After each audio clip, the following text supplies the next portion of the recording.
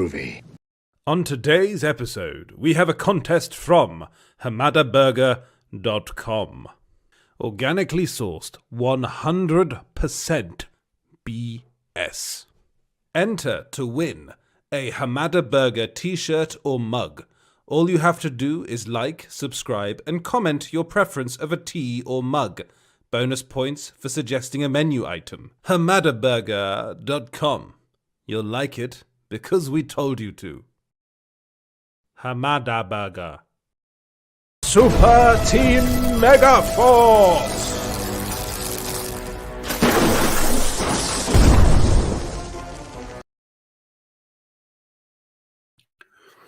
That is the longest intro ever. Hello and welcome. And they didn't even play the whole intro. No. Welcome to Super Team Megaforce. I am Edward Lauder. I hope you guys are all doing very well. Before I get started, you can follow Super Team Megaforce on Twitter at Super Team MF. Please go and do that. And while you're at it, why not follow Small Screen as well at Small Screen Co. That's everywhere. That's on Facebook, Twitter, and Instagram.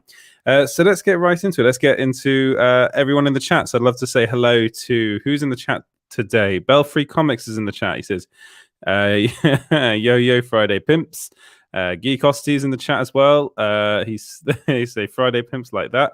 Then John McIntyre. Hello to John McIntyre. Welcome to Warner Burgers. May I take your order? Yes, I hope you did like that little Hamada Burger bit at the beginning. Jedi Master EJ is also in the chat. Sup, everyone. Sup to Jedi Master EJ. Hamada Burger. Danzig is in the comments. Hi, I hope you're doing well. Beers apparently are on me, according to Belfry Comics. Well, yeah, depends how many people are watching. James, what's up? I hope you're doing very well. Kazax wants a cocainum. I don't know if James is going to be on point today. Пошли, все вместе. Какие ваши доказательства?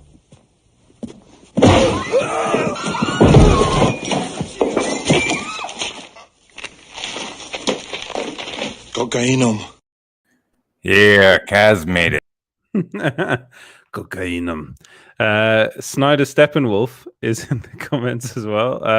Ion Marvel is in the comments, and he's actually on the show today. It's going to be his debut episode on Super Team Megaforce, which is going to be fun. So we're gonna be talking some Marvel stuff with him. I'm sure. Pretty sure we're going to be talking about Falcon the Winter Soldier, which was I watched that today. I think a lot of you probably watched it today as well. I've got some thoughts on it. I'm pretty sure Peter from Iron Comics will also have some thoughts on it. Steve Kazan's in the comments as well. Snyder cut stakes on the way or being held at the border.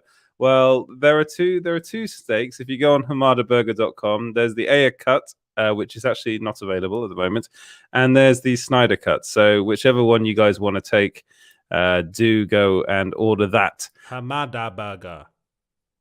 Hamada Burger. Sounds rather delicious. We also have DLW in the comments. Hi to you. What up, Edward? So saying what up to me. Kazax is laughing, is crying laughing emoji. Right, and Reese is in the comments. Hello there, Reese. Is that going to come up? Or am I going to have to wait for that? I don't know. Hello there. There he is. He is on point. And then I'm never sure how to pronounce your name. I'm really sorry, but I'm gonna butcher it. Tuteleni Younger. I don't know. I probably said that badly. I'm really sorry.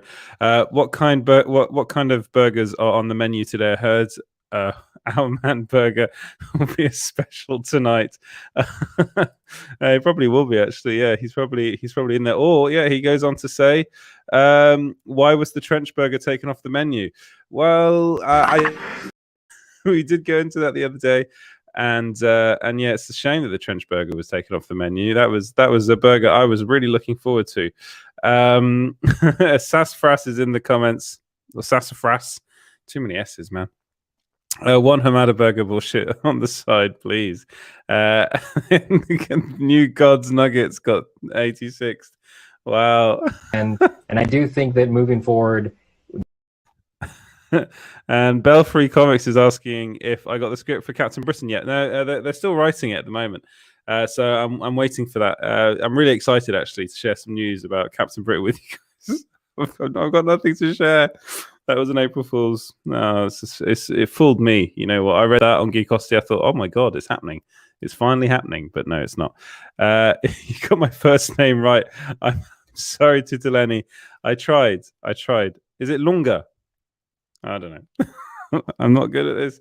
And then all of you, hello, welcome. I hope you guys are all doing really well. We've got a lot of stuff to look forward to today. It's another massive, big super team Megaforce. As I said, we've got Iron Marvel in the house today. We've got Sil. We'll have Mikey dropping by a bit later on to drop some scoops, which is always good fun. We'll be talking all things Snyderverse, all things Warner Media, all things Falcon and the Winter Soldier, probably a bit of Invincible. I'm going to be honest, I was halfway through the episode before this started, so I haven't had a chance to finish that yet. But I'm loving this show. This show is on Amazon Prime. It's brilliant. It's an animated, kind of more adult-themed comic book show, and it's brilliant. It is really, really good. Well, I think for me, it's my favorite kind of comic book thing that's going on right now, and I will again go into Falcon and the Winter Soldier in a bit and explain why I personally, I'm going to spoil it, but I'm going to spoil how I felt about it. I'm not loving this show. Come on, don't bullshit me. You're a funny guy, Sully. I'm just being honest. I didn't Hell love with you. So you see, producer James has finally woken up. I'm not shooting on you. Yeah, I don't know. I mean, hopefully Peter might change my mind, or Sil as well, if they have some interesting things to say about that.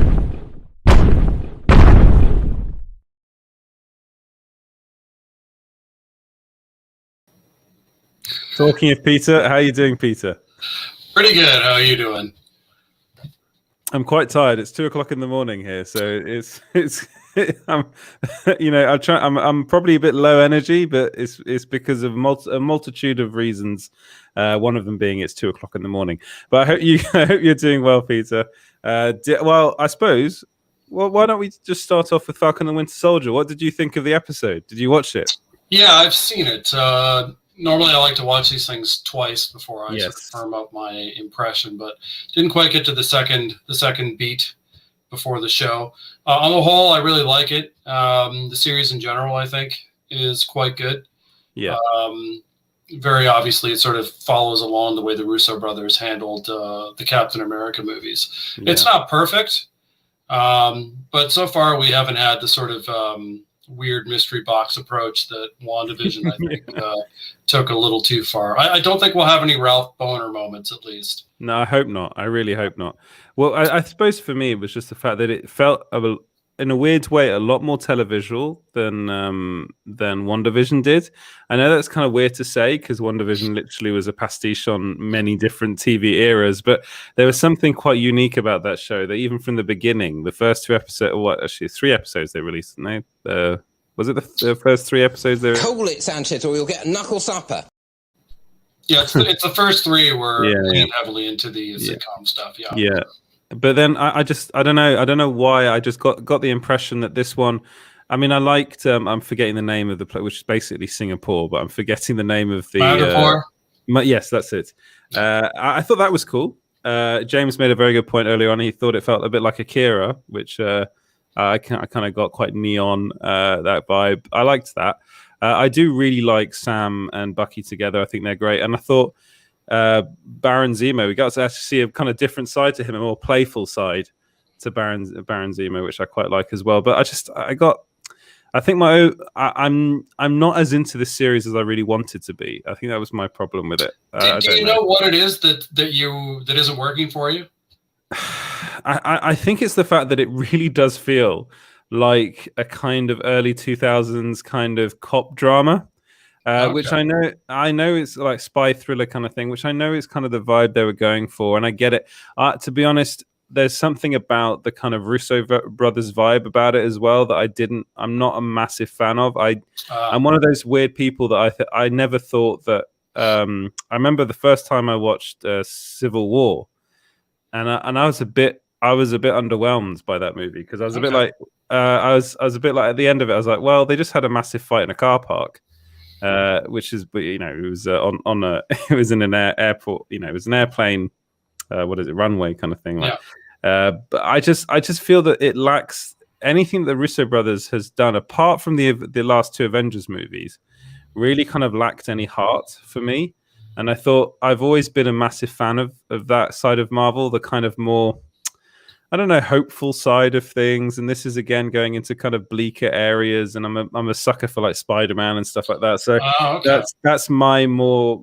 I just like that a bit more, and I really love anything supernatural, which is why I really was into WandaVision as well. Okay. So it's probably that maybe that's it. And I'm hoping I like Black Widow, but at the moment I'm not sure. It really depends. For me, it's hard to guess what we'll get from Black Widow because it had 2 emergency rewrites that delayed production. But I think, at least for me, I'm sort of the other way around, at least to a certain extent. I like the grounded narratives. Yeah. What I liked about the early Netflix shows. And I certainly like the Russo brothers films. So for me, this is more my wheelhouse. I still think it has issues.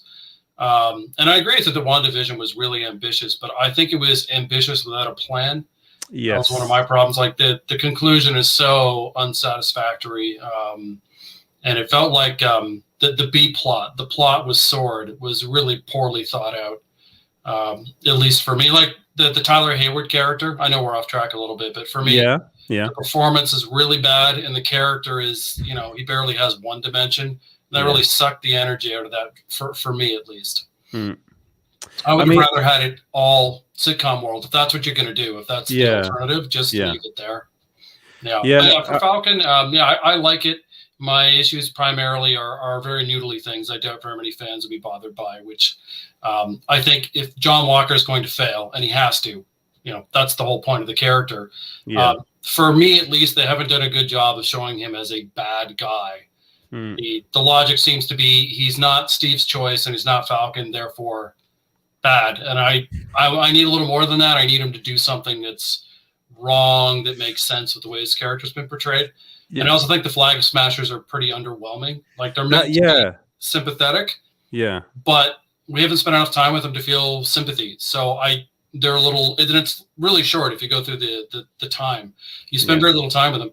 And I don't really care. Like they're doing something ostensibly good, but the characters, if they were to disappear and we never saw them again, I couldn't have cared less. So those are small. They're small things, relatively speaking, but otherwise for me, it's good. But I like the Russo brothers stuff. I like the grounded stuff. So it's in my wheelhouse. I completely. You probably pointed out the bits that I was a bit kind of meh about. Was I think the flag smashers are interesting in the comics. Yet here we're getting. Yeah. Sorry, Edward. I gotta say, Danzig. Yeah, I was gonna clip that cut, but I ran out of time. That was a brilliant part of it. Every line Baron Zemo said was just brilliant. His delivery is on there. His facial expressions is just on point. Yeah, he's kind of. I think he's channeling a bit of a Hannibal Lecter vibe at the very beginning of it, and I liked that. And then he kind of, he's a lot more playful in this episode, and you don't really know what his end game is, apart from, I suppose, killing the guy again, spoilers, is producing the super soldier serum. Who, I'm sorry, but he's a right dick. That character. Well, that's why he's dead too, right? Yeah, exactly. He's disposable. Yeah, he's very disposable. But I think, the Flag Smashers is a problem for me because I'm a bit like, I'm supposed to kind of sympathize with them. But then I'm not really given enough at the moment to really do that, I think. No. And sorry. Yeah. No, go ahead. I was gonna say, I mean, I like the idea of sympathetic villains. I think a villain with a cause that you can understand and relate to on some level is always a more interesting villain. And they've given them that cause. They're basically supposed to be, bringing supplies to refugees, which is a noble cause. But they haven't invested any of the time in it. And I think it's because they just don't have the time. You have to set up Falcon. You have to set up Bucky. You have to set up John Walker. You have to set up Zemo. You have to set up Sharon Carter. There's no time. And you also need a villain. Otherwise, there's no narrative drive. Yeah. So I think they're a casualty of time. And it just means when they come on screen for me, I'm like, can we get this over with so I can get on to something? Like, bring me back to Zemo. Give me to a nice, performance that is going somewhere and ties into something that's happened before. I completely agree with you. I'm getting.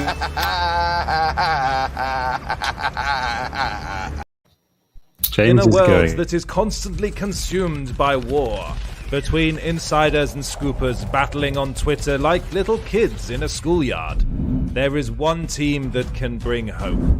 A team that doesn't partake in petty rivalry. A team that sets their egos aside to bring you the scoops they get. A team that fights for enjoying the moment, not the flames of war. That team is Super Team Megaforce!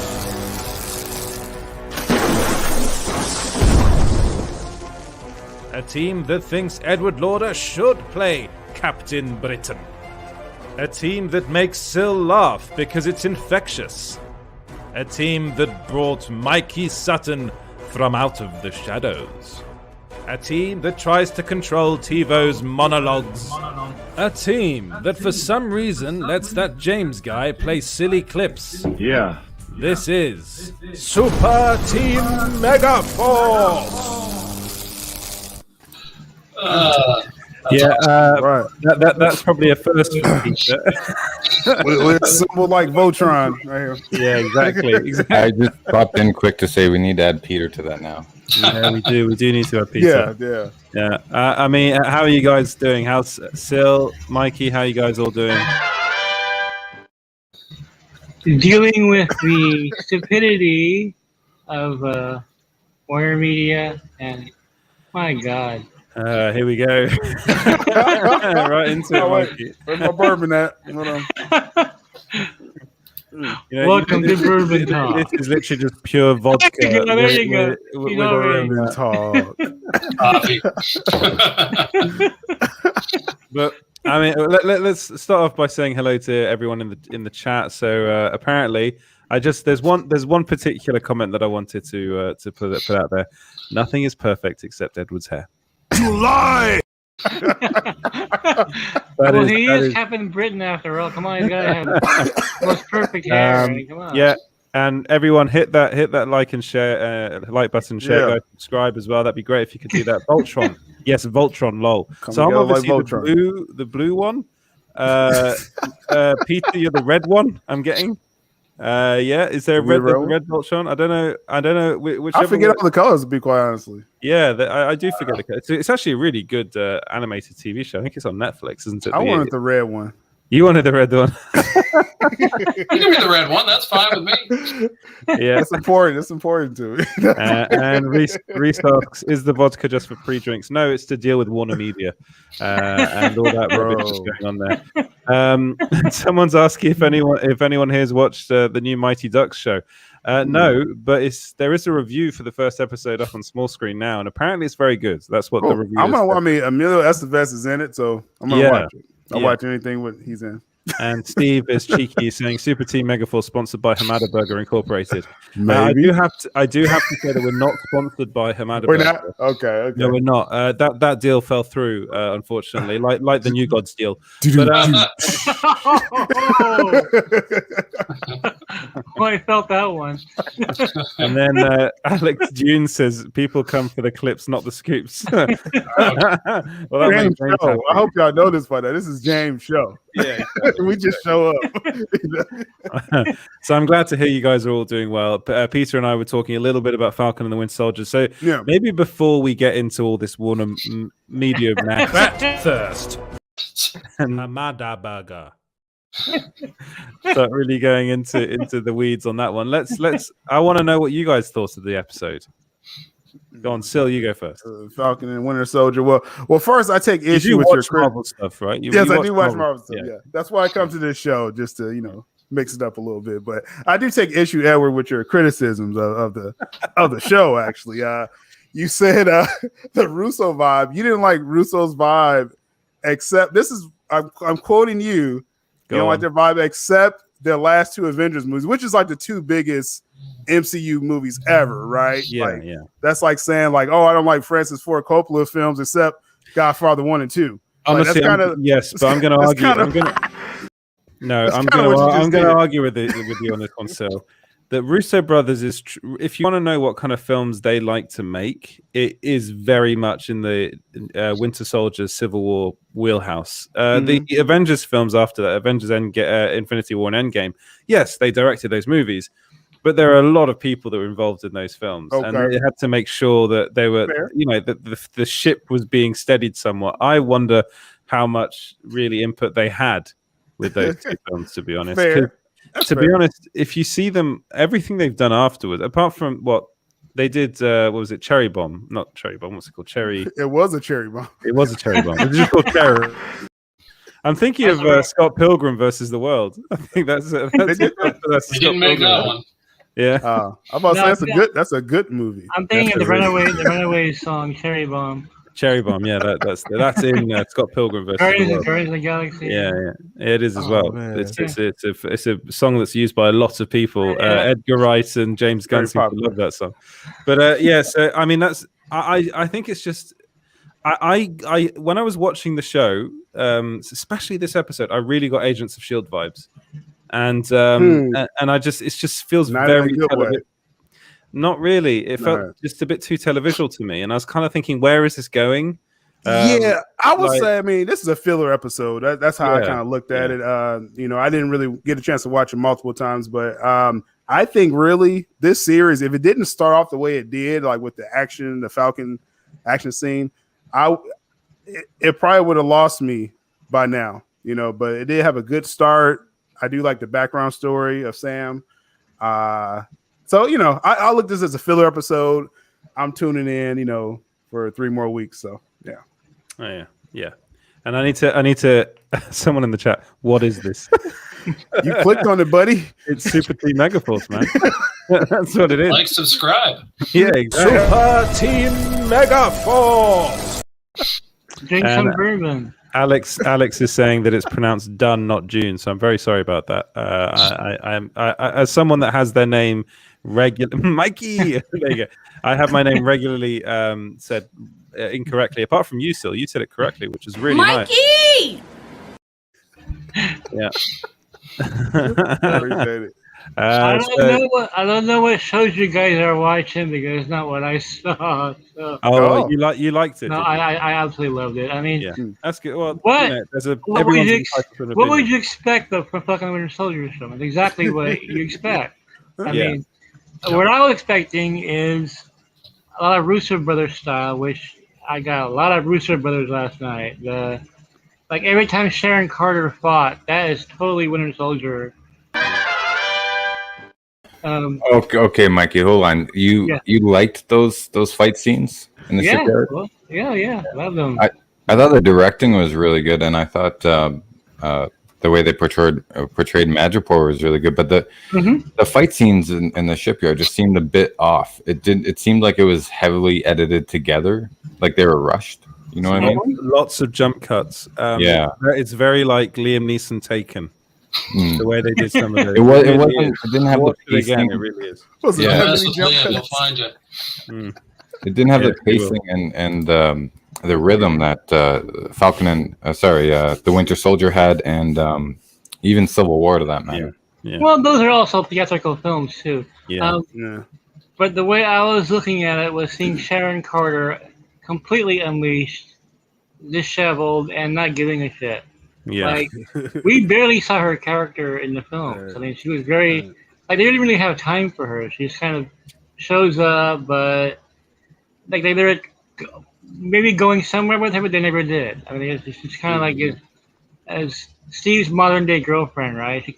But she was always in the shadows of Agent Carter, of Peggy. She's always in her shadow. So it was great seeing her in a way that we never saw her before, and so on that level, I really like seeing her just like go in berserker rage or whatever you want. But she just went ape shit, and I really like that part of the show. Couple of things I love about the series: the banter between Bucky and Sam is something I was really looking forward to. It had that really 80s buddy cop.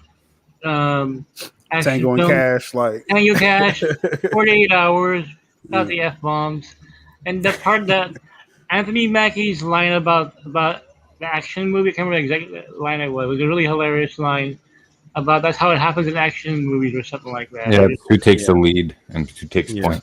Yeah, it was very, very self-aware. But what really brought the show home for me was Baron Zemo. I absolutely loved every scene he was in. Yeah. In the episode, and to me, the Flag Masters are just like a secondary because really Baron Zemo is the villain in this piece. And also another thing too is the same thing with WandaVision. It's not over yet. I mean, it's hard to review it per episode because I don't think they're looking at it that way. They're looking at this as a long movie is what it is. Yeah, that's exactly what it is. It's so it's kind of hard to judge anything right now until it's finished. WandaVision was especially like that. People had no idea where it was going. Yeah, the first two episodes it was like, really out there. But yeah, no, I okay. It's hard to compare the two. I just felt that WandaVision, because of the kind of story it was, they had more chances to be really experimental with it because it was the whole story was just so bizarre to begin with. Yeah. But I think both shows achieve what they're trying to aim for, and without trying to bite more than they can chew. Yeah. And before this point, of course, this is the thing that Sharon was known for kissing Captain America. That was exactly, right? For kissing Uncle Steve. That's pretty much it, you know. But one of the things I did like about the episode was seeing more of her and seeing what she was getting up to. Yeah.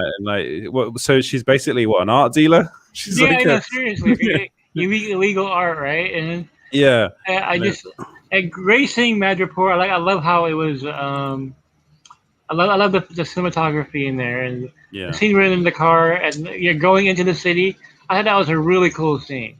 And then this episode apparently was written by the creator of the John Wick films, and I do think I just have one quick question. Yeah, he's in the chat, but he's not in the show. And it's like my brother's in the chat as well, Freddie. So how this like the RPG to the shipping containers. I will agree with that bit. That bit was a bit like, it's a bit of superhero magic that got involved there. Especially after spending hours talking to WB insiders and my mind getting more and more numb. I'm talking about the extraordinary consequences. Last night was pretty bad. Yeah, that was pretty mad actually last night. But it's like I really do feel that there's that. I mean, I'm a bit in this, and I'm in the school of like thinking, well, where is this going? But again, once you watch this all as a whole, a bit like WandaVision, then it'll be a lot better. It will all make sense, and I think that's how they've edited the show with that in mind. Of course, it does end with a new character being brought in, who I'm pretty sure that all three of you probably know who that is. Oh yeah. Should we reveal that in here now? We are talking spoilers. So. Yeah. All right, go on. But why not, Peter? Why don't you go on this? Oh, before I jump, I was just going to say, listening to all three of you comment, I want to say one of the things that's interesting about Falcon and Winter Soldier versus WandaVision is Falcon and Winter Soldier is giving you pretty much exactly what you expect it to be. I mean, there's going to be surprises in there, but it's not trying to trick you. It's a pretty straightforward story. Yeah. So that's either going to make you happy or you're not going to be happy about it one way or the other. WandaVision, I think anyone who knew the comic book history kind of knew where it was going, but it took a weird route to it, and some people liked that, and some people didn't. So I think that's where you're getting, at least from like the super fans, different reactions to it. How normal fans feel about it, that's the hard thing to guess. Oh my God, we got bunnies. See, they're scratchy. Yeah. Oh God, yes. Easter's coming, man. That's Easter, right? Happy Easter, everybody. It is for me anyway. So I need to probably get some clarification from you guys on who that character is at the end of the episode. And it was Mephisto.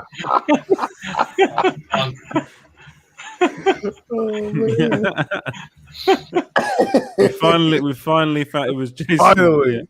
Finally found out. Feige did it. Feige brought in Mephisto. I did it again. And I think a U.S. agent will take down the Flag Smashers and steal the Super Soldier Serum. Yeah, I think you're right. I think you're right, and I think he's. If we're talking about villains, I think he's going to end up being one of the villains in some shape or form. Like yeah. Well, sorry, it's before you were rudely cut off by. I was just saying he has to be. It's one of two things. He's either an antagonist. For whatever reason, he goes crazy or whatnot, or he simply fails. Yeah, I like Peter's take on that with the U.S. agent. Like you said, Peter. Like maybe they're setting it up for that twist because he's just coming across as like, hey, I'm just trying to help. I'm just trying to live up to the Shield, And I'm just like, okay, I can't really hate this guy, like, And you're like, Sam did kind of just pass on the Shield, So it's like. Something has to happen where it's like a flip or something, So hopefully they pay off that. I think they said in his intro in the second episode, they said that he has a tendency to punch his way out of problems. So I assume that's what's going to happen. Is at some point he's just going to lose control. But I agree with you. So I think in terms of making an argument for why he shouldn't be the new Cap, they haven't really done much. All they're saying is like, well, Steve didn't pick him. That's really what it boils down to. And I'm like, is that a reason? I think they are showing like in the interrogation scene where he's interrogating the guy that was gave shelter to the Flag Smashers. He was about to lose it.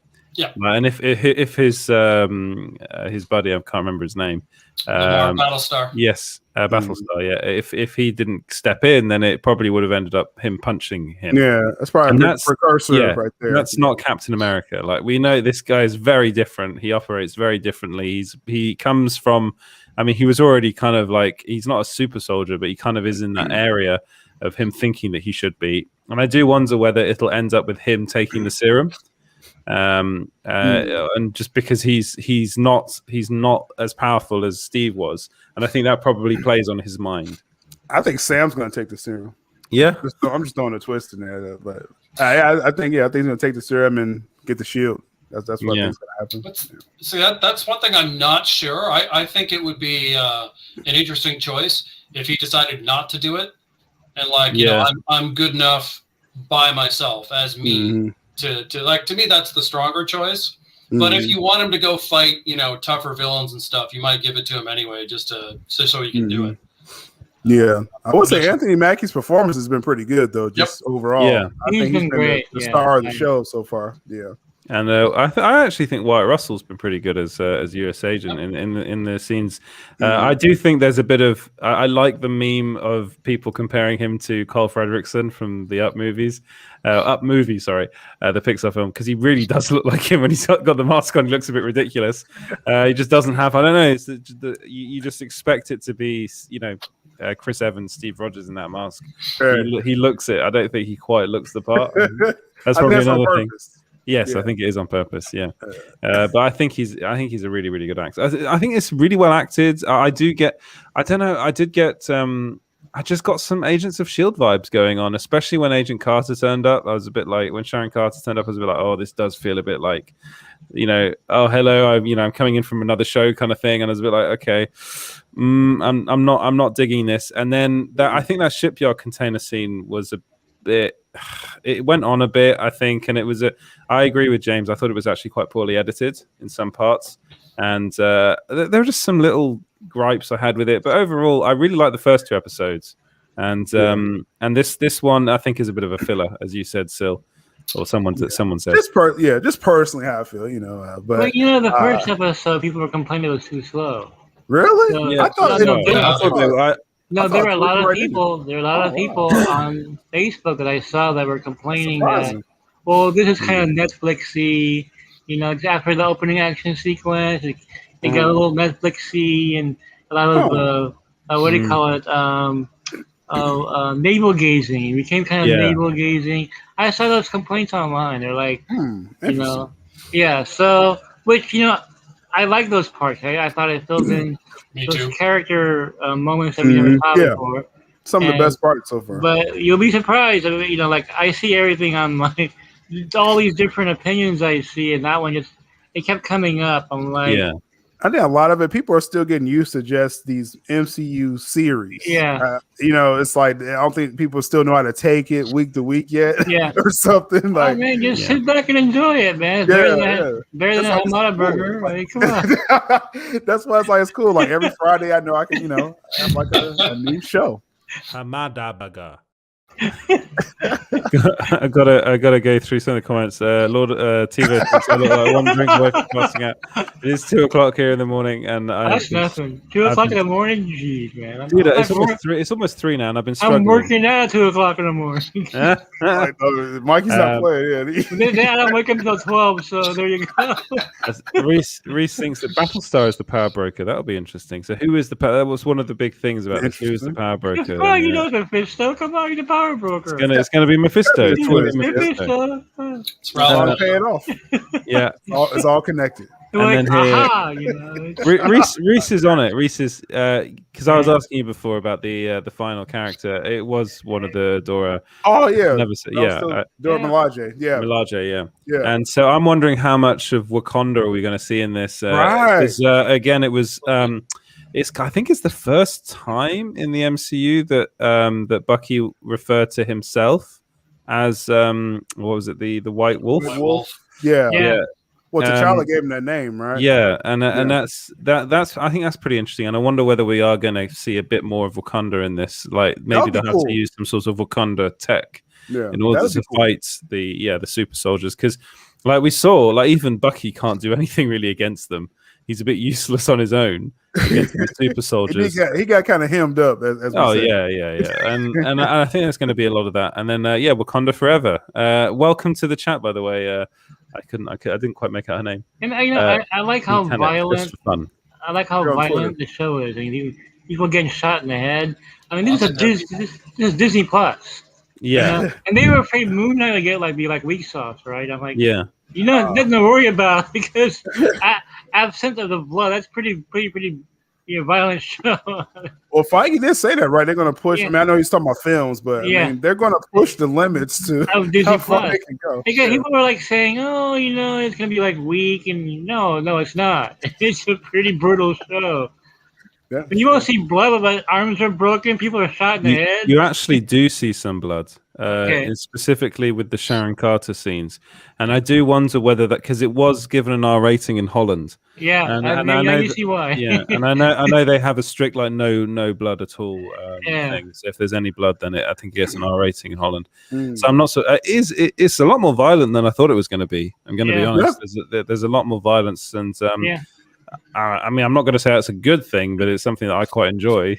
I can see them doing a Daredevil. Talk about a bit about Invincible. I can see them doing a proper Daredevil, like not as brutal. They can pull it off. I mean, as long as the violence makes sense, it's fine. It does. I mean, well, we kind of, I mean, Lords of the Longbox, TiVo's in the chat, but I suppose we'll have to move on away from Falcon the Winter Soldier. But it seems like the panel, apart from me, liked it quite a lot. Yeah? Yeah. Good episode. Yeah, I think it's a good episode. I think it'll get better as it goes along. I think Baron Zemo is just, I just love him here. Every line he says, I love it. Yeah, he's so good. Like he's so good. He's just his what's presence. The actor's name again? I'm forgetting the actor's name. The German actor. I can't remember his name now. He was. Oh, apparently what is going on, James? James, it's like Peter did that. Peter just left his own. What is going on? Apparently, he didn't think my mic sounded all right. I can't tell on my end. It looks fine. It's James' show. It's James' show. Yeah. Wait a minute. Wait, I guess I just figured out something. James is a power broker. Come on, he is. He's a pirate this whole time, man. And it is Daniel Brühl. That's why he's hiding in the dark all the time. He's a power broker. Yeah, Kazakhs. It is mayhem when James is behind. And Stop whining. It's funny because in the the what's it called, the not behind the scenes bit on StreamYard, but I can see you, James. He's just behind the scenes. He's just what's it called, he's just eating a pizza, and I'm starving and thinking of Hamada burgers. James, that's better than a Hamada burger. Yeah, that's a Hamada pizza. On today's episode, we have a contest from hamadaburger.com. Organically sourced, 100% BS. Enter to win a Hamada Burger t-shirt or mug. All you have to do is like, subscribe, and comment your preference of a tea or mug. Bonus points for suggesting a menu item. hamadaburger.com. You'll like it because we told you to. Hamada Burger. Hamada Burger. Sounds rather delicious. So that's real? It's real, man. I was going along with the joke all like never imagined. It's live. It's live it's now. Real merch. You can go over to hamadaburger.com and get real merch. Yeah, you can. Oh man, I'm about to do that now. There it is. There he is. That's a good logo. Oh man. Hamada Burger. Sorry, I like doing that. It's funny. Hamada Burger. I have apparently some people are saying that it's that it's not very nice towards Malta Hamada, but it's not. Apparently not. No. He's a big boy. He's okay. Yeah. He's probably going to ask. He's probably going to ask for money. Hey, Walter Hamada's never mentioned once on that website. Just Mr. W. Or Silent W. Sorry. Apparently. He just happens to, the logo happens to look a bit like Walter Hamada. My favorite one is the logo you did with him eating the burger with the tiny hands. It's an amazing coincidence. I didn't do any of that. What are you talking about? It's not a photo. It's not a photo of Hamada. It's just an artistic interpretation. Exactly. Of someone that may look like him. Yeah, well, see, you do realize if he says that's him, then he's admitting he's 100% BS. So it's safe. Release the Hamada burger. Release the Hamada burger. And then Power Broker's probably a Hamada burger. Everything's a Hamada burger. Everything's a Hamada burger. This is when insane. People are getting mad there in the chat. Here we go. This is taking over social media. Freddie's like, "What is a Hamada burger? I want to make one." Freddie, you need to make a Hamada burger. Freddie's a really good cook, So he should make a Hamada burger. Goodness. Oh man, I'm so hungry now. Maybe John Walker loves Hamada burgers. The twist no one expects. Amazing. Yesterday I was live with Sil. We were just having a good time. All of a sudden, news dropped. Should we talk about that news? Should we talk about the it new here? gods were canceled? And I'm like, where did this come from? You know, that was funny because it was Urban Fool's Day, right, Mike? Yeah. They kept saying in the chat, I was like, they probably, they cheating with us, but we checked it out and we was like, whoa, this is real. Okay, hold on. We're talking about DC stuff now, so talk to you later, Peter. He is so mean. Bring back Peter, and you can go, James. And Peter can come back because I'm sure Peter has a lot of interesting things to say about DC. I have thoughts on Digwad. This is big news. Period. Yeah, this is big news. Yeah, well, it broke. Okay, so I saw you, Sil, and Mikey talk about this on your show last night, and I was like, "Is this real?" So the first thing is, I went over to the Hollywood Reporter, and yes, it was real. Yeah. So before we start talking about it, there are things that I want to talk about. I want to mention first. It's terrible. The news is dreadful. They released it on April Fool's Day, which is even worse. But not just that. Timing. It's the worst timing.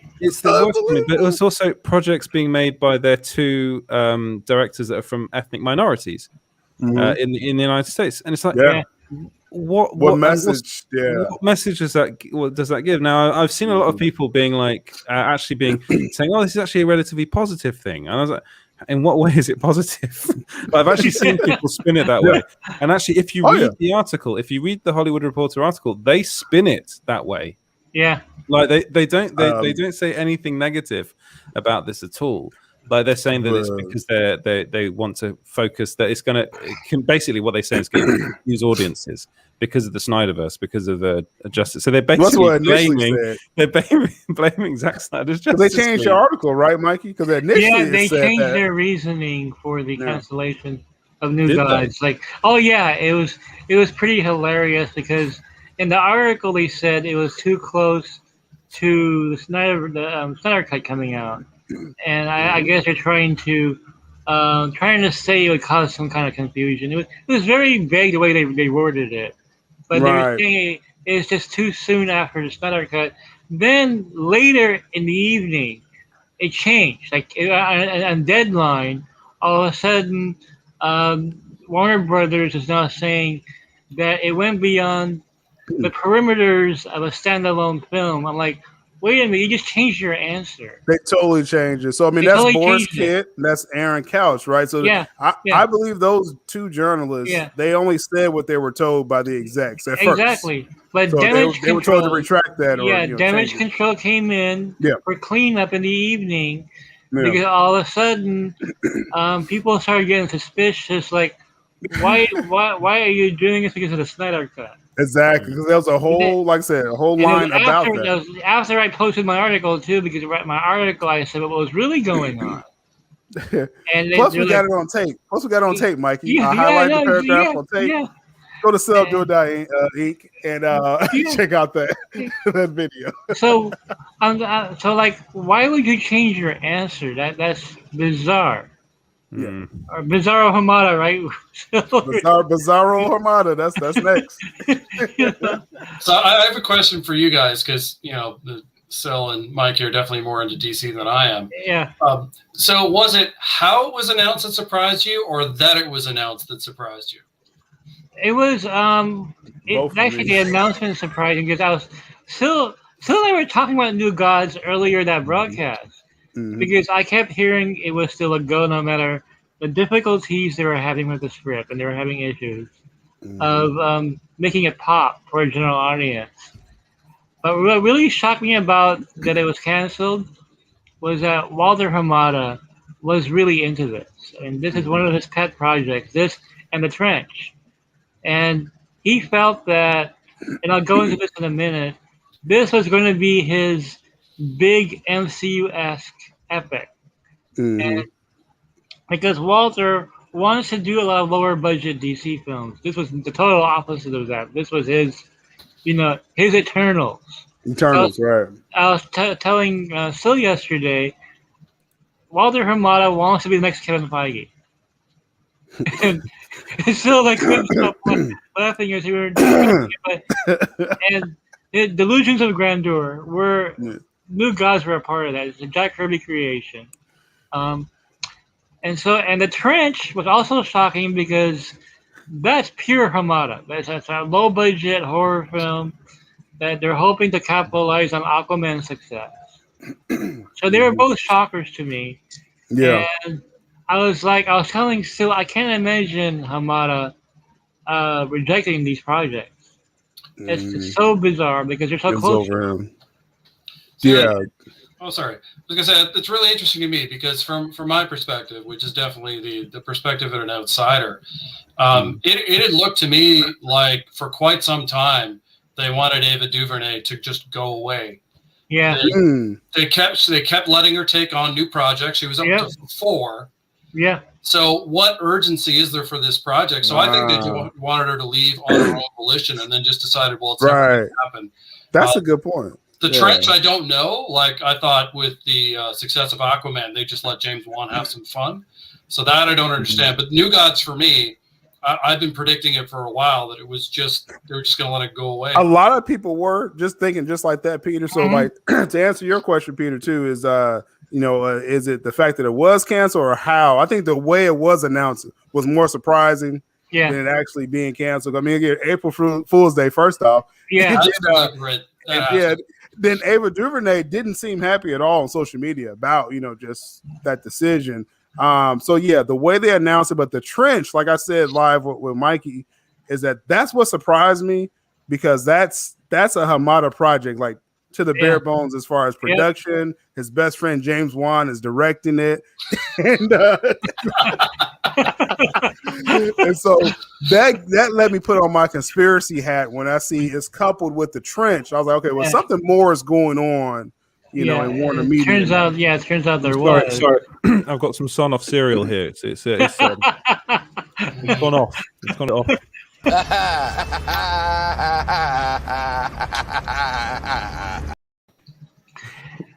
And so sorry, it's like, okay, the first excuse was really strange because, okay, if it's too close to Snyder Cut, you would have known this when you greenlit Snyder Cut.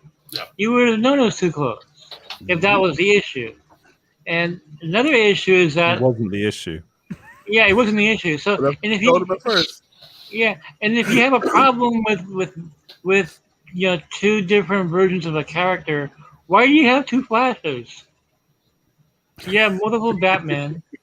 You have two Supermans or three or four, whoever knows. That New York Times article, Mikey, was touting they're going to have two Batman. The cul-de-sac article. So they were like two dark sides. But all of a sudden, we're now we can't have Granny Goodnesses.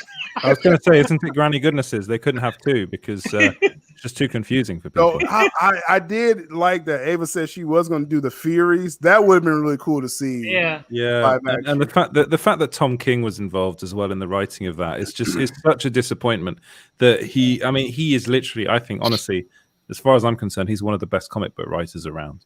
Yeah. Tom King, like literally, if you've read Mr. Miracle, the latest one, it is incredible. What he manages to do in the comic book genre is just insane. So imagining what he could have done with a movie like that, a New Gods movie, would have just. I think they were scared. I think what they were writing was probably too complex. They thought for just Warner Brothers executives, just in general. Did you really? Sorry, Mikey, but did you really like Tom King's Batman run? Did you read it all? Edward. Oh, me. I think you said Sil. I liked it. It's not his best work. Yeah. I will say it's not his best, but I think in general, the things he's done, honestly, you have to read Mr. Miracle. It is so that's like his best. I think that's literally the best thing he's done. Got him the acclaim, right? So. Yeah, but it is genuinely like it is a masterpiece. That bit of that graphic novel. Did Ava mention Mr. Miracle in her message though at all? No, she didn't. No. So it's like they wasn't even tapping in. No, she mentioned Scott. Didn't she? She mentioned Scott Free is. Yes, Scott Free is. Yeah. So they were going to have Mr. Miracle in it. Okay, they had to if you had. Sorry, a bit off topic, but still on topic. Cisco, I felt the same way when they announced the Trench film. I'm like, that doesn't seem like the next logical step. I voted that more than New Gods, to be quite honest. That was an odd announcement to me from someone outside. I saw Aquaman and I thought, okay, well, they'll make another Aquaman. But while watching that movie, I wasn't like, I can't wait for a Trench movie. I thought I'd get it anyway because it was so successful. They tried to tease it in Aquaman, the Trench itself. So I was like, it was a natural because Aquaman was successful. Like you said, it did $1 billion. It did great international. So it made sense for a spinoff, more than a New Gods film, but yeah. Now they both are gone. The other thing that's weird to me, and I don't know if maybe Mikey has insight or if anyone does, was DuVernay taking on new projects over and over again because Warner Brothers wasn't letting her go ahead, or was she just holding off until she had a script ready? Because it really didn't seem like there was a lot of urgency from anyone for that project. Yeah. Well, actually there was because they were on the 5th draft of the script. Oh, okay. So they kept hammering it out, and then that's what really happened was that the numbers for Snyder Cut are continuously coming in, and AT&T wanted to leave the door open for Zack to complete his story. Now they can't do both. They can't do both New Gods and this. That's simultaneously running in theaters. Yeah. No, but actually, what I know that if it does feel like this is me. Not the whole random. Caught you, Sil. So they wanted to they wanted to have her stop working on the script and let it go now instead of like having her spend more months writing it and all of a sudden pull the rug from under her. It wouldn't be fair to her at all. And it doesn't seem fair to Ava, because like I will say, like yesterday, it did seem like I was cheering on social media about Ava during that. But that's the part of me. That's the restorative Snyderverse part of me. Is that hey, if I'm gonna get more Zack's dark side, I'm sorry, whoever has to fall. But it does seem like Ava got the shaft because you putting her down on the she's doing a Naomi. For CW, a bigger budget. HBO Max is helping with the budget for CW. Yeah. But like you said yesterday, that's not a good consolation prize. Well, it's not. And then what really got to me was you were live on the air. She said, "I am upset." Yeah, I never hear that from people. Usually, I'm disappointed. I'm sorry to see. Good luck to whatever. Yeah, whatever. Very. I mean, she's diplomatic about it, but what she's really saying, "I'm mad as hell. I'm pissed." She's like, "No, this sucks." I want to remember. I want to see that tweet again. The tweet, yeah. I mean, basically, it was minutes after. It was all again. It all happened in my video, like live, right? So as soon as the article went up, yeah. This is someone that has 2.7 million followers as well. This is someone on Twitter that has 2.6. She said, "Tom, I loved writing New Gods with you. I'm upset that the saga of Brada, Scott, Granny, Highfather, the Furies ends this way. Diving into Kirby's fourth world was the adventure of a lifetime. That can't be taken away. Likes, yeah. Thank you for your friendship and remember Darkseid is." So literally this is her talking directly to Tom. Yeah, right? She's like apologizing to Tom, like, sorry this happened to you, me and you, Tom, this sucks for both of us. Is what that sounds like. It's just hilarious that this isn't like the date April 1st. It's just yeah, I know. Honestly, this whole thing is just nuts. That's a slap in the face. That is. What Warner Media was like saying the property will be in her capable hands, and if should they ever like. He just said goodbye. She's out the door, okay? Like, the relationship is over. He's broken up with you. It was insane. Like I said, I hate keep plugging my video with me and Mikey, but like literally when the article welcome to Super Team Megaforce. I am not Edward Law.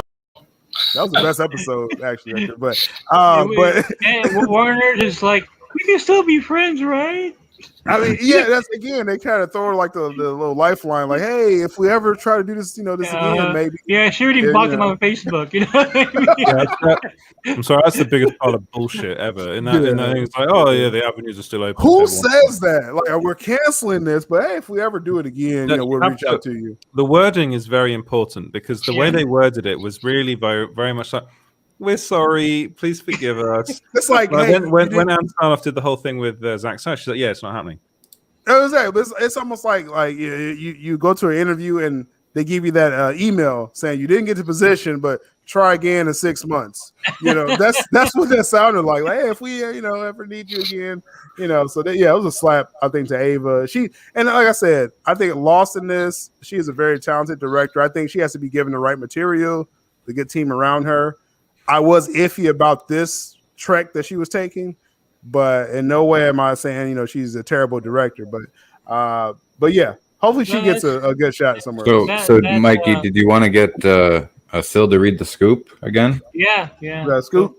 Yeah, let me publish it. This is literally Sil's face. Scoop. Do you see? We're gonna have to save that clip. It's like my next show I'm seeing right before my eyes. So. Every time. Let me publish it. We'll be back after this message. Pew, pew, pew, pew, pew, pew. On today's episode, we have a contest from hamadaburger.com. Organically sourced, 100% BS. Enter to win a Hamada Burger t-shirt or mug.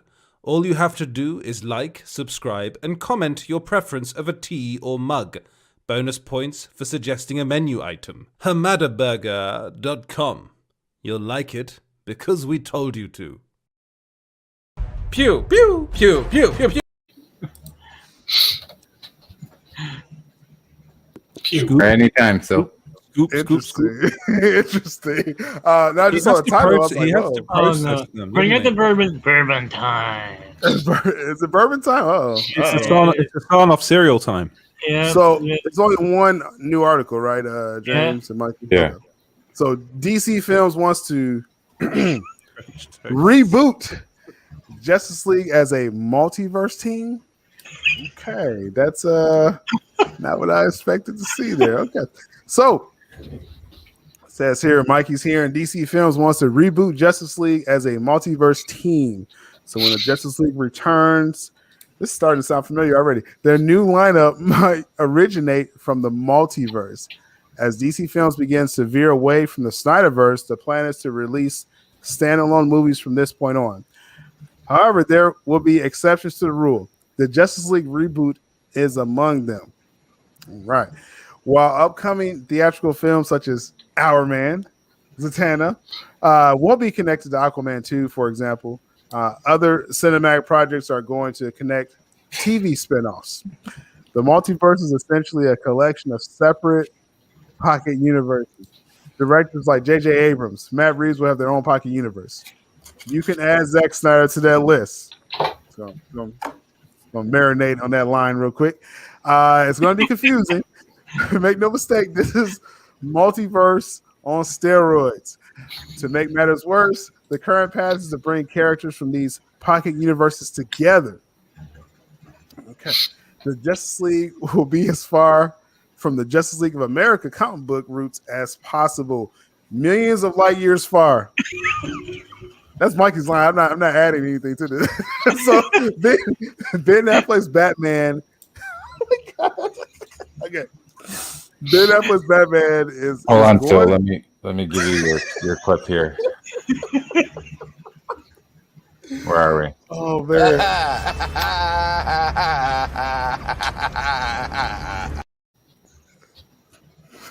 Ben Affleck's Batman is going to be replaced by Robert Pattinson's Dark Knight from a different Earth. April Fool's Day was yesterday, right? It's like every line gets worse. Like I thought that was a Superman. And again, we're talking about this new Justice League team, right? Yeah. So we got Ben Affleck replaced by Robert Pattinson. Superman will not be Henry Cavill. Instead, it'll be J.J. Abrams, Calvin Ellis, Superman.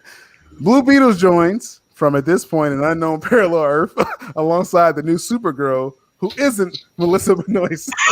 That's not the Kanye. Yeah, we'll give her some credit right there.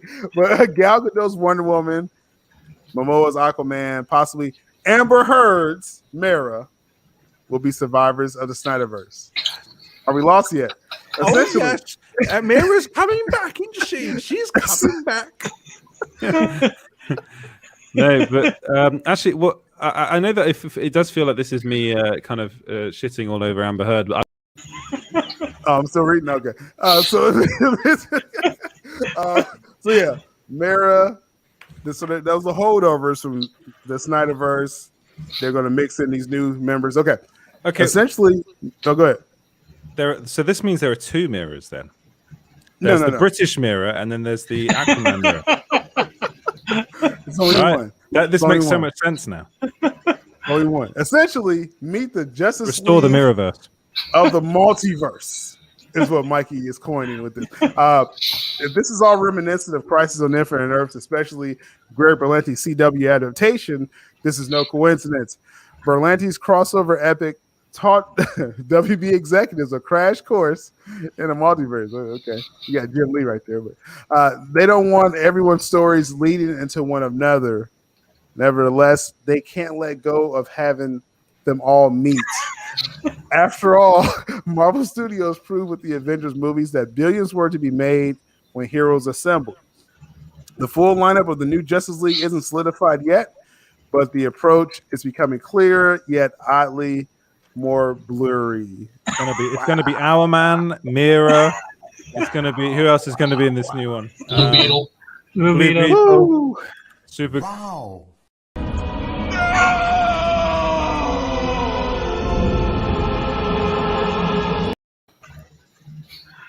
Wow.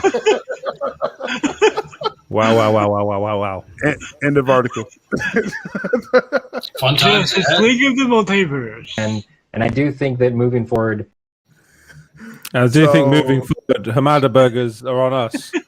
Oh my goodness! So this Flash film, I think that's the rebirth. My first video I did with Geekosity last fall talked about the JL lineup rebirth after the Flash film, right? So that's what it sounded like. Pattinson, now the J.J. Abrams Superman. Yeah. But now I think this comment sums it all up. What is this?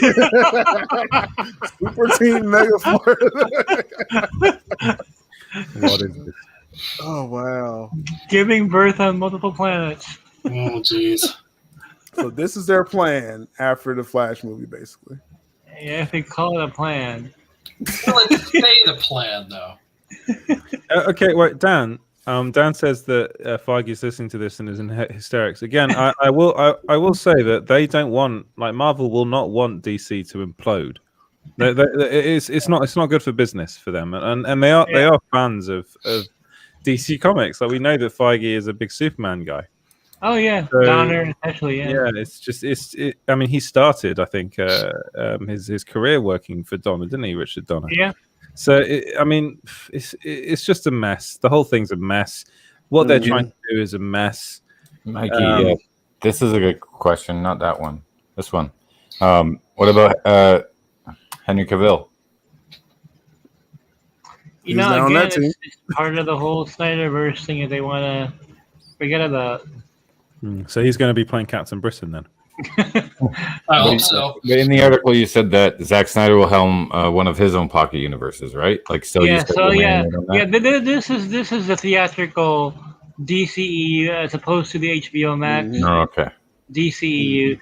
I know it's confusing, but just think of it this way. The TV Flash is not Ezra Miller. That's how I think of it. Right. So they're gonna do the Snyder stuff on HBO Max. You're saying? Yeah, and it's sounding more and more like that. But like I said with the New Gods article, this might change. But the thing is, you know, this is lining up again. I keep going back to that first video I did. Like, this is literally lining up to what you said. It's just now we know who the Superman, because at that time he was like, it seemed like it could be Cavill, but, you know, was unsure. Now it's kind of filling in like, okay, they want to push this new Crisis Justice League, or however. I don't know. I don't know what you want, the Crisis League. I mean, the Crisis League. That's name. That's what it is. They're just gonna throw this together, just like the CW show. Like, they just threw them together. At least that you had multiple shows going on, so you understand what's happening. But the 2.5 hour movie, you're gonna have all this stuff. I mean, it's just to a general audience to be like, "What am I watching?" Yeah, like, this is messy. Like, I'm hearing this over the phone. I'm like, "What am I hearing?" I mean, it's literally gonna be up to the director at that point. Well, you know what? That's a good point. I was telling James earlier.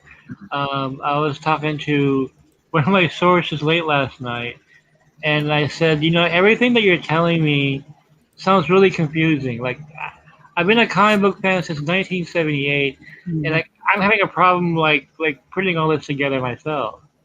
I said, what is the plan? What is Hamada's grand plan? And he goes, there is no plan. No, there really is no plan. Hamada wants the directors to come up with their own plans for their projects, and there's no plan to stitch everything together.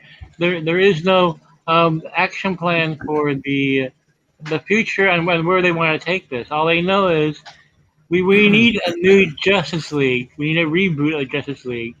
Yeah. Why don't we take like this character from that pocket universe and put them in this one, but we don't have to tie in their storylines in any way. They just show up.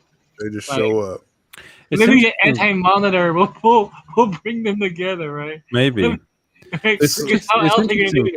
They've basically gone from having everything being basically from having a ridiculously meticulous plan under Zack Snyder. Like he planned out everything, for like up until Justice League 3. And beyond. And beyond. And then now they've gone to the complete opposite of that, which is like, as you said, Mikey, focusing really and trying to bring in filmmakers to do their own thing and hoping that it'll be good. And nothing connects. But then the thing is the Anne Sarnoff interview, I keep on going back to that. She specifically said that the idea is to have them more interconnected through the multiverses. Or through the multiverse. That's how it connects. That's how this is how they will connect. This comes after it was confirmed that the Batman is going to be taking place on Earth 2. So that was actually confirmed recently. In the New York Times. And so it's like, what's really? I mean, it's all over the place. It's all over the place. So why even bother talk about like wanting to bring together all the silos and thinking of like what's I told the you point, about man? that. Well, but isn't Supergirl on Earth 2? So which Earth 2 is? Is it like an Earth 2.0? Earth They didn't 2.5? establish yet this new Supergirl, the Sasha Calle, because they also confirmed while canceling New Guys in Trench, they are definitely developing a Supergirl film, right? So On-off cereal, delicious. Literally all over the place. It literally is. This is how it connects. I think the story that Mikey gave me last fall is showing that this is probably the roster you're going to see at the end of the Flash movie. After Flash goes to the, all the multiverses and fixes things back, you're going to see this new Supergirl, probably the Black Superman, Blue Beetle. Like it's all lining up to what when I give you that scoop in the fall, I mean it was still Snyderverse related. Mm-hmm. This is like all over the universes. I feel like one of the problems that WB has is they know interconnected is more financially rewarding. People will go see something they might not otherwise if it's connected, whereas if it's disconnected, they'll skip films they're not interested in. But at the same time, they don't want one person to have a plan. They got egos are involved. They all want to have their say.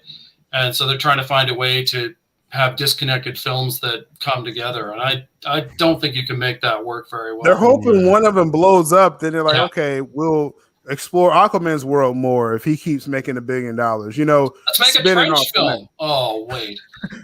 And see, that throws a curveball on all this planning. Well, see, they want 1 foot in a cohesive universe and 1 foot out of it. And you have to go all the way or just not do it at all. Yeah. I mean, you're gonna get some really weird stuff going on. This team up sounds terrible. I'm just saying, like the team up that I just read, you're mixing. Like you see the Snyder cut, right? You see how Ben Affleck kind of took the lead, and then we need Superman. Like this team up here, Pattinson, Calvin Ellis, Sasha Calle, Supergirl. What is going on? With this team.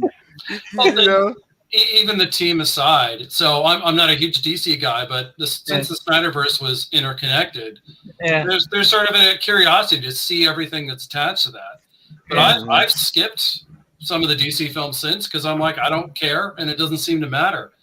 And I think that's the trouble they're having now is, you look at the box office difference between, say, Aquaman and Shazam, and whatever you think of them as movies, clearly people were more excited by one than the other, but they didn't affect one another. And they were released really close together. What kind of dialogue are we going to hear in this film? So how's everything going on Earth 5? Oh, yeah, well... I mean, oh, man. Too many typhoons at Earth 12 right now. I mean, come on, it's going to sound stupid. I mean, this is a reboot. This is a fast reboot. Yeah. That's what this sounds like. And I also think that they're a bit freaked out by the fact that Marvel is now doing the multiverse. Yeah. So I do wonder whether this again is just a reaction to that. And it's a reaction to that. I feel like I imagine that if you asked Walter Hamada to try and explain what the multiverse actually was, he'd just be like, "Oh, it's an opportunity for us to have more of the same superheroes." It's like situations, win-win. Yeah, he would be like, "It's a win-win situation, guys. It's a win-win." Because we can have 5 Batmen. I was telling Matt Jarbo on his channel last night that Who? Matt Jarbo. Anyway, they were really inspired by the Crisis crossover, and it kind of opened their eyes, right? Like, oh, multiverse, this is how we do it. Now, if they do their research, they'll realize The reason why DC did the Crisis in '86 was because the multiverse was so confusing. Was to clean up the multiverse. Crisis cleaned up, killed the multiverse. He killed it off. You know, that's one of the things with the Flash film as well. The Flash, TV series on the CW. It got really confusing because of the multiverse. Yeah. So they're literally following the blueprint. Like CW literally went to different Earths and got Keenan to become Superman, got Black Lightning to come over, got the Flash. So they're literally Batwoman. They literally are trying to do it like CW on the big screen. Basically, look at that lemming over there. Let's follow him over the cliff. I mean, oh my goodness, man. That's not sounding good. I was flabbergasted when I heard there's really no plan. They're just whatever gets pitched to them, and it sounds interesting. They will all meet as a committee and greenlight it or whatever, and they will discuss it. But there's no like, hey, 10 years from now, let's do this. Alpha Flight or whatever. You know what I mean? Like we're if only it was Alpha Flight. Yeah, and with Marvel Studios, I'm always hearing a plan. It may change. I'm always hearing a plan. They're working on this going somewhere because Kevin Feige's like, okay, where is this going? What's our end game? Yeah, and it was literally end game. Yeah, and there is no end game here. There's not even a beginning. Like Crisis League. That's what Crisis League. There you go. Mike made a really good point there. I think not only does Mikey ask for the, where's the plan going, but if something isn't working, their solution isn't nuke the whole thing and start again. They just make little tweaks. Like you brought up Sharon Carter earlier. Yeah. Clearly, she was intended to be the love interest. Yeah. The fans thought it was weird, so they moved away from it. Yep, exactly. Yeah. It's a smarter way to do it. It seems as though at the moment what they're doing is putting a giant nuclear bomb on the DC Comics movies and going, let's start again, use the multiverse. Because, I mean, one of the things about the CW shows, especially the Flash, is that they use the multiverse really to fix shit that they fucked up in the writing. And so it sounds that this is what they're doing with the movies as well. And they're doing the opposite with the movies, though. Like the TV, at least was trying to merge. Actually, they tried to do what the comics did, CW did, but the movies is literally doing the opposite. They're just hodgepodging these people together. It's according to what Mikey's being told. It's literally worse than what the CW did. Yeah, and this isn't a scoop or anything, but just part of the gossip I was hearing last night. There were some executives, I don't know which ones they are. They've been asking, so when are we going to have more Jokers? You're fired. And like, how can we incorporate like more Jokers in these multiverse Jokers? Like, can we? Like, but it's like they're just saying, okay, let's get more and more and more, and then in the end it's like it's just going to be oversaturation. And actually, this is something that Tivo did bring up in a previous episode where he was like, the DC Comics has always been about certain characters, and really Batman Joker thirst. Yeah, they're thirsting for Batman. Yep. They are very thirsty for Batman, and that's all they know. It's really Batman. It sounds they don't like the Superman at all. They don't like him. Well, Superman's a very difficult character to do, unfortunately. I think Zach did okay in Man of Steel. Yeah, well, Zach took it a different way. Zach was more like, well, I see Superman as a literal god, like, and that's the way to take it. That's the best interpretation. Whereas the Richard Donner version was very different. Was more kind of hopeful and just like the guy that's helping everyone out, really. And then like Brandon Ruth's version was kind of in between, more towards the Richard Donner version of Superman than Henry Cavill's. Oh yeah, but it's like they've struggled with that character not only in the movies but in the comics as well. Like especially recently, like he's kind of just seen as an extension of the government, really. The most interesting version of Superman, I think, is in the Flash. Not the Flashpoint. Is in at least getting Hourman. Yeah, I him on that list. Let's see, Hourman. He's not on that list. He's not. That will get cancelled. Trust me, that will get cancelled. They're not making that film. I'm telling you.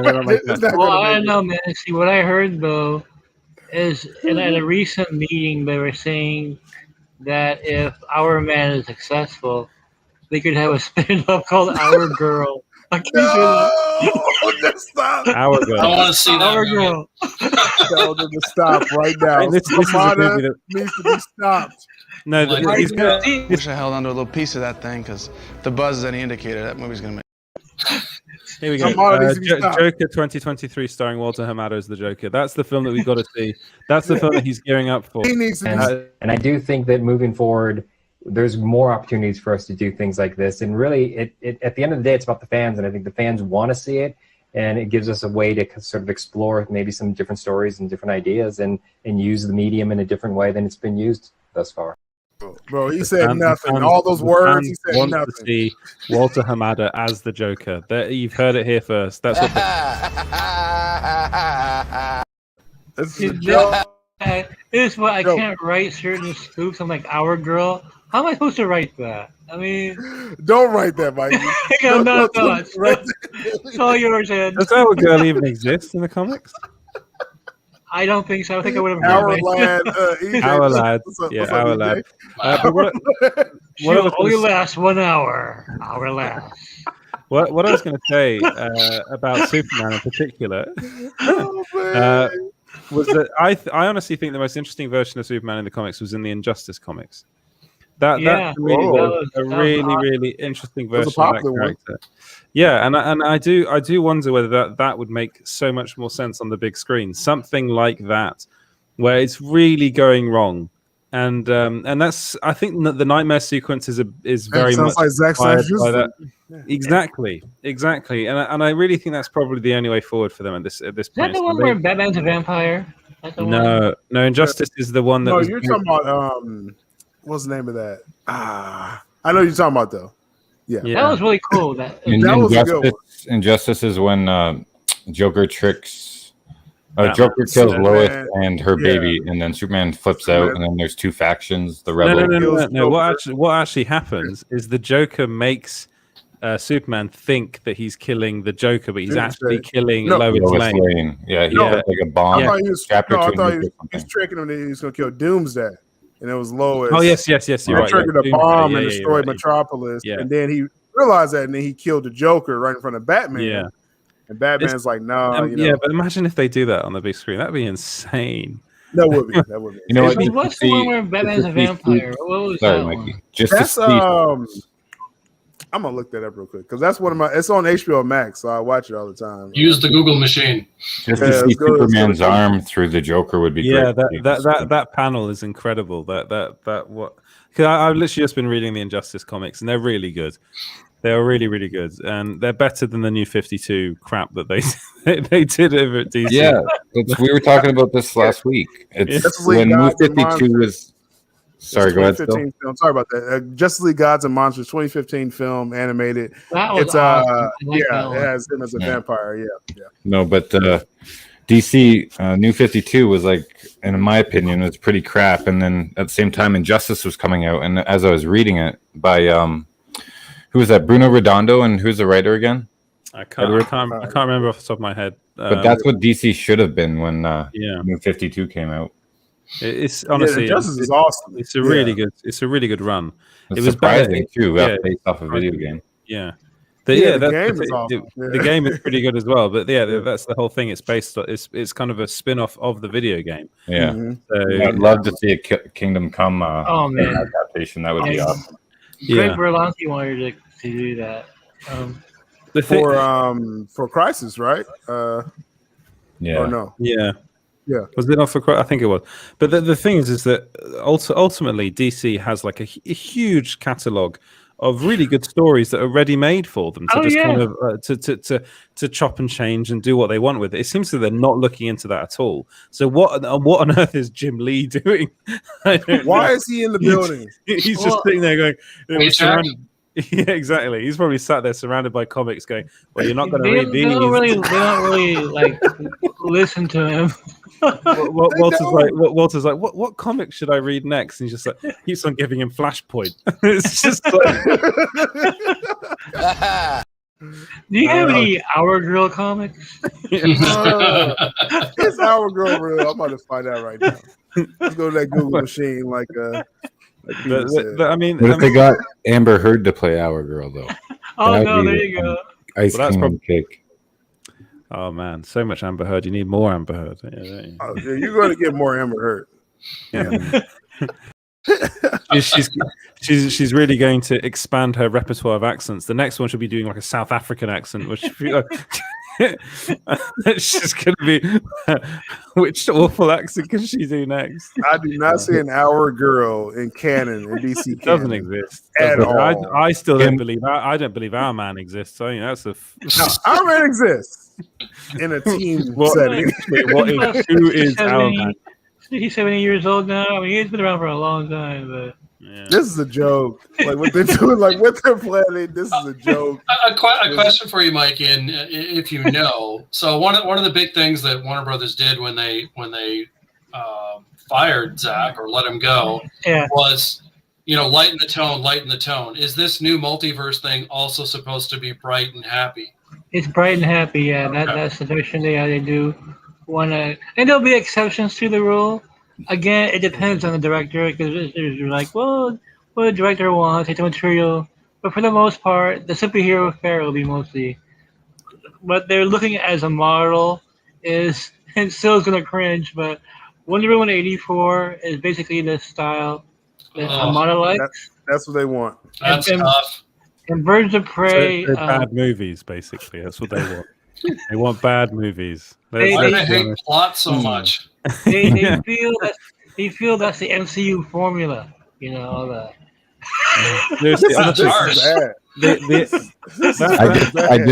I just got to point this out. I just have one quick question. Devo's not even here, and he's still trying to hype up comic books itself. He's taking over the show. Oh man! But I rewatched bits of Wonder Woman 1984 the other day. Why? I can't. Yeah, well, because because someone brought something up to me, being like, "What was the point of that suit that she wears?" I rewatched the end. Yeah, I literally rewatched the end of it, and I was like, "There's literally no point to that suit because she can already." Yeah, well, I think originally they had an idea of her not like what was it? Taking her wish back until halfway through the fight. And that's so she goes in there to begin with the suit because she's losing her powers, and that will kind of help. And then I think that, and then I'm just like this again. It just the whole thing. It would have made more sense. And I'm pretty sure that's what they originally planned. And I think they shot that. I'm pretty sure they shot that, and it being that way. And again, a lot of this, even though Patty Jenkins is saying, "Yeah, I wrote it, and this is my film," and blah blah blah. Again, I think there was a lot of studio interference in that movie as well. Well, they needed the metaphor in the fight. The cat with the bird in the cage. That's exactly what they wanted. And there's some really sucky ADR in that scene as well.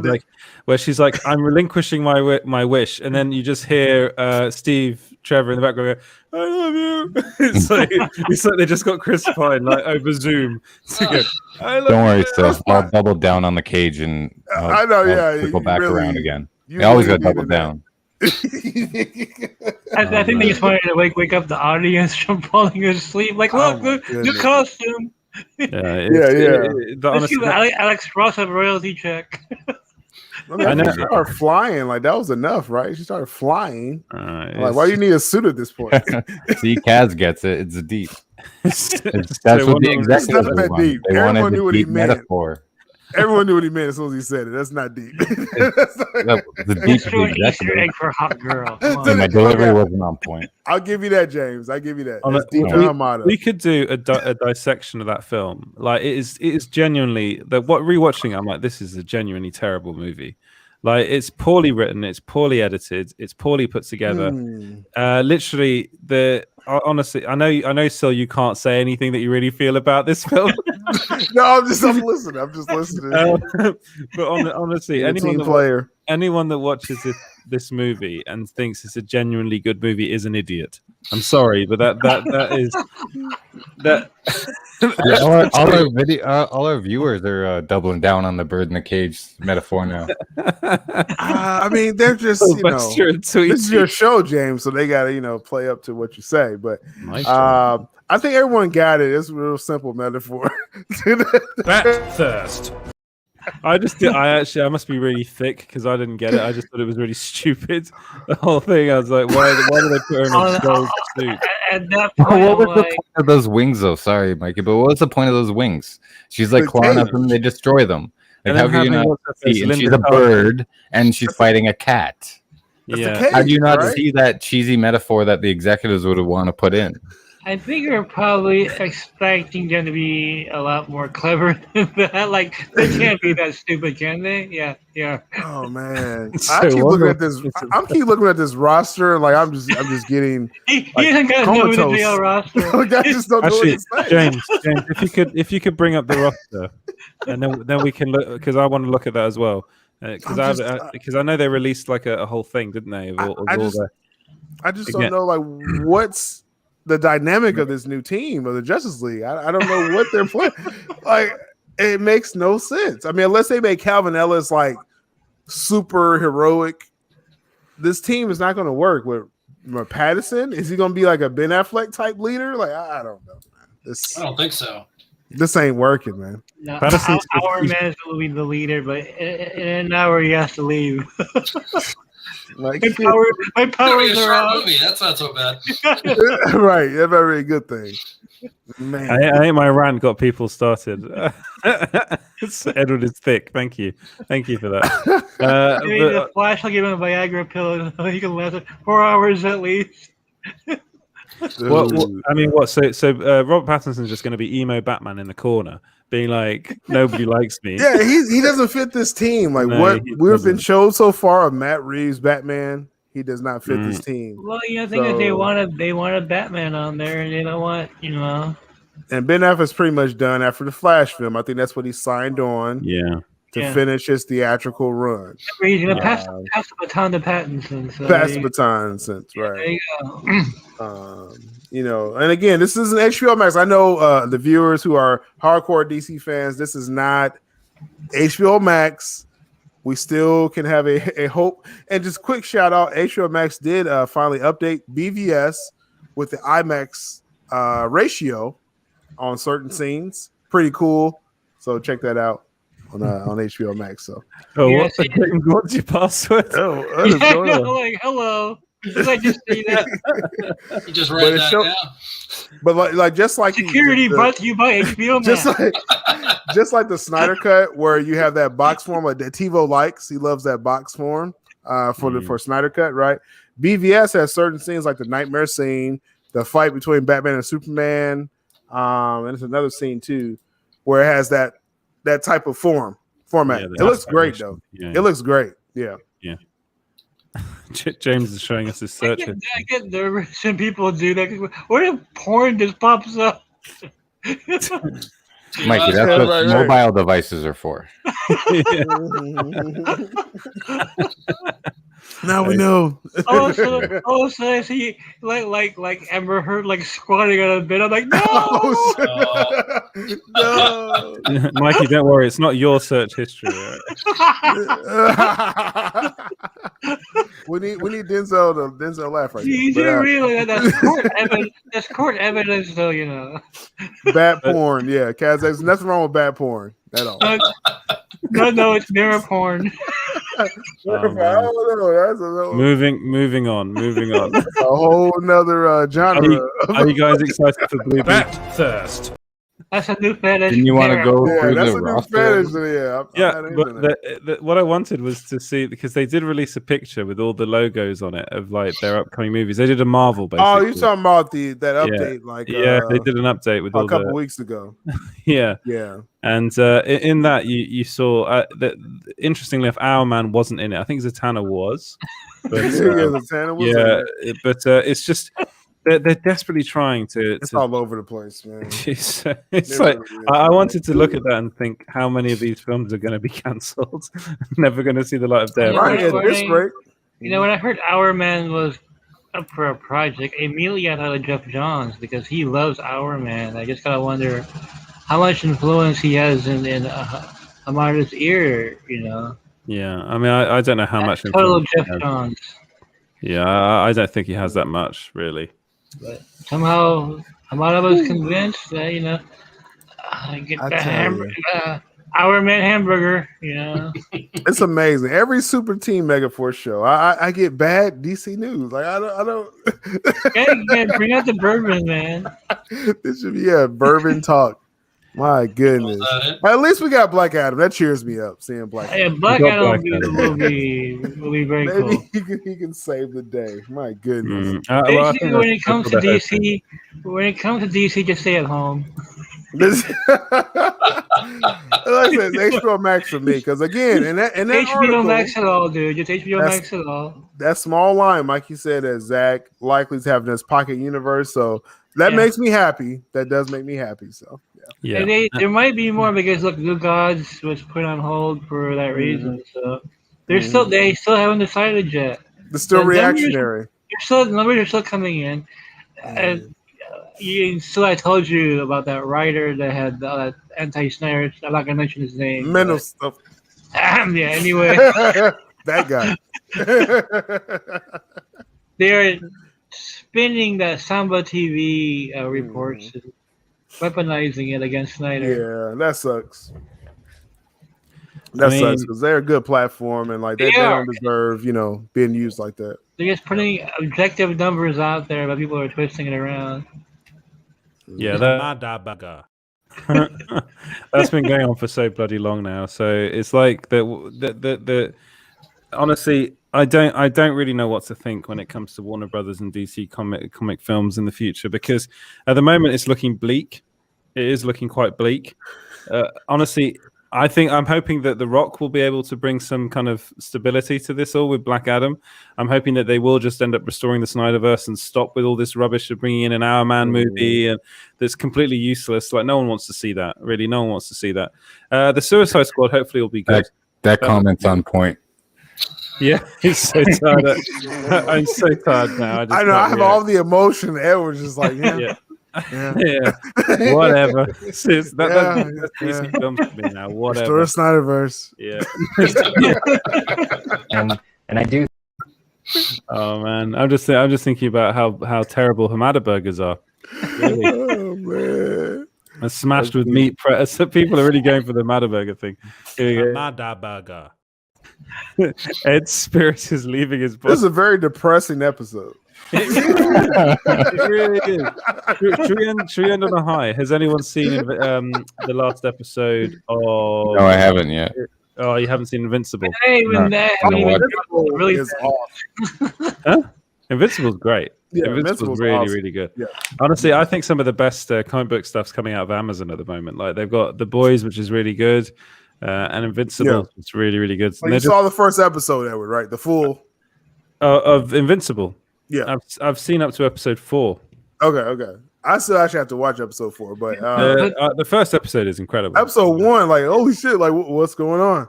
like where did that come from? You start reading the book yet, so. DC films, right? You should actually. I still don't have the books yet. You should read them. They're really, really no, good. I definitely am. Yeah, I was told like it's a more richer story leading up to kind of what happened in episode 1.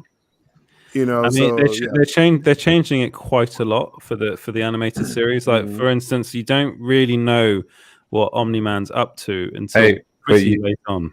Yeah, you don't. What? Yeah, why? What? You giving spoilers for episode 4 now? No. That's what I'm watching after this. Yeah, I'm watching that. That's what I'm doing too. I'm watching. It makes me want to watch Hellboy whenever I see the demon detective. What's his name? I forgot his name now. Dark Blood. He is just such a cool character. No, that was April Fool's joke. That's not real. Yeah. But yeah, actually, to be honest, at the moment, still, I would 100% support you running DC films. Well, honestly, all I would do, I would just restore the Snyderverse. That's what I would do. That's all I would do. Release the haircut. Yeah, release the haircut, restore the Snyderverse, make money. and keep my job. Edward dancing. What was that again? Bring that up. Edward dancing with Zemo while. Yeah. I like how Edward ignores most of the comments I bring up unless it has his name in it. And he's like, "Oh, I got it." Edward. My name's in there. Edward. I said Edward. Moving on. Nailed Show it. me the comment. Mikey, you got any good DC news? Edward, you got any good DC news for us? To cheer us up a little bit. Before we call it night. Is Godzilla versus Kong DC? I don't know. It's pretty good. Yeah, but man, it's a worthy conversation. I give that 7 out of 10. Godzilla vs Kong. I thought it was it didn't have the best start to the film to me personally, but it did pick up going to the second act. The fight was awesome. Multiple fights between Godzilla versus Kong, and then the ending. I thought. I'm just gonna say Team Kong. That's all I'm gonna say. I'm just gonna stop. That's all. Team Kong. I was always Team Kong. I thought. Team Kong. Again, my head now is behind the Super Team Megaforce logo. I got all the love. Yeah, I'm just saying. So, Peter. Okay. Well, how can we end the show? But let's end the show. I think that's probably the best. I need to go to bed. The first thing. Also, it'd be hilarious to see Edward like fall asleep on the show. Mikey! I fell asleep before the show the other time. That's what. Yeah. I had to start the How show. about that, right? Yeah, exactly. So it's not like it hasn't happened in the past. We're making everybody hungry in the chat. Yeah, I think that's why. Burger. That's why I had some Son-Off cereal. Some delicious, and I'm gonna probably puke it all up later. Oh man. Where can we, okay? Well, we'll start off with you, Sil. Where can we find you? SoAbdul.com. Yeah. Peter, where can we find you? On Marvel on Twitter and YouTube. And hopefully in the future we'll have more Marvel stuff to talk about. Oh, I'm sure we will. Yeah. Yeah, I'm pretty sure we will once Walter Hamada gets fired. Mikey, where can we find you? GeekOfCMag.com, and made a prediction last night on Durbo's show. It's a prediction, not a scoop. Yeah. I do predict, and it's not wishful thinking or anything. It's based on the trends I'm seeing and everything I'm hearing. I think the Snyderverse will be fully restored theatrically, and I think things are going to change. I think New Gods and the Trench being taken away is the first step into changing a lot of what's going on right now. It can't last this way. There's no way a company can sustain this kind of incompetence. It really is. It really, really is. And James, where can people find you? Are you still? I am everywhere. Oh my God, that's terrifying. I feel like I'm everywhere. Yeah, I think we all are everywhere, and I think I need to go to bed. So you can find me at Small Screen Co. In bed. And in bed, and EJ Lord as well. And go and visit the site. Go and visit Geekosti's site. Go and visit Sil's site. Go and visit Peter's site as well. You got a site as well, Peter, haven't you? That you the Blogspot site. Yeah. Which I think is on Marvel as well. But yeah, so definitely go and check him out. He's got you did a really, really interesting video on the Scoop game, which was really, really cool. Oh, thank you. Yeah, so cool. Thank you very much. What are you laughing at? This is how multiverse news like a constant fall down a flight of stairs. That's how I feel right now. Yeah, on a multiverse flight of stairs. Crisis League. Crisis League. There you go. I did. Okay, all right. People want some good news from DC. Black Adam will be good news. I'm pretty sure. Black Adam that is going to be. The Rock is good news. Jared Leto is good news.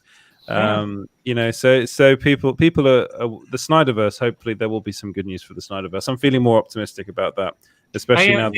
Despite everything, I'm more optimistic than ever. So. Yeah. Schwarzenegger is going to play Darkseid in Hamada's universe. That I want to see. that I'll pay a lot of money to see. You lie. Where is that? Go on. He's looking for it now. All right. Cheers, guys. You lie. He found it. It. I actually had it ready, but I was going through the comments. No. There'll be some Amber Heard good news as well. I'm pretty sure we're going to have more Heard. She's not going anywhere. Don't tempt me now. Don't tempt me. Win-win situation. On today's episode, we have a contest from hamadaburger.com. Organically sourced, 100% BS. Enter to win a Hamada Burger t-shirt or mug. All you have to do... Whoops. End the show. Just leave a comment with you want a t-shirt or mug, like, subscribe, comment. Yes. And thumbs up. That's about it. Cool. Cheers. Yeah, See you on the next one, 530 guys. subscribers. Yeah. Yes. Keep it going. Super Team Mega Force!